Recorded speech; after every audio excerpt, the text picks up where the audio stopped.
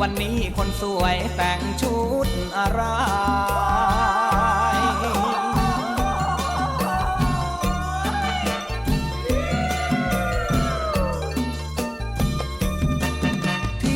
พี่คิดจะพาน้องหนีแต่พอคิดอีกทีก็กลัวน้องพี่อับอายพี่เป็นชายชาติทหารพี่ขอรับประกันว่าพี่ยังรักสักชายเรื่องพาหนีพี่ไม่เอาแล้วน้องเรื่องพาหนีพี่ไม่เอาแล้วน้องพี่มาตรองคิดดูมันอดสู้แก่ใจพี่เป็นชายชาตรีควรหรือจะขยี้ประเพณีของไทยรักน้องจึงต้องมาขอแต่งถึงสินสอดจะแพงพี่ก็ยอมถวายพี่พกเงินมาหลายหมื่นเพื่อมาให้สามชื่นใส่ตู้เซฟไว้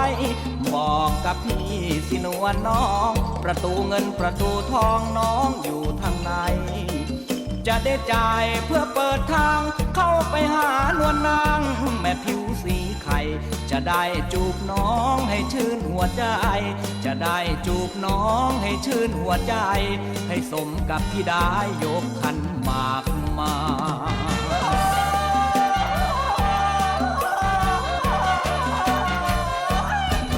ทีแรกพี่คิดจะพาน้องหนีแต่พอคิดอีกทีก็กลัวน้องพี่อับอาย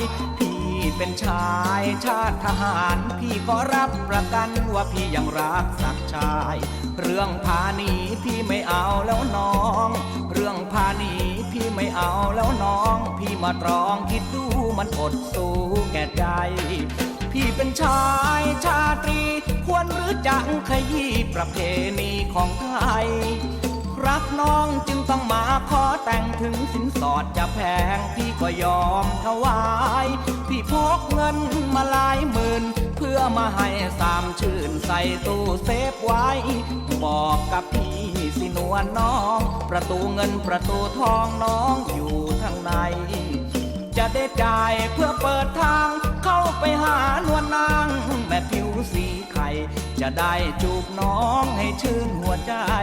จะได้จูบน้องให้ชื่นหัวใจให้สมกับที่ได้ยกขันหมากมา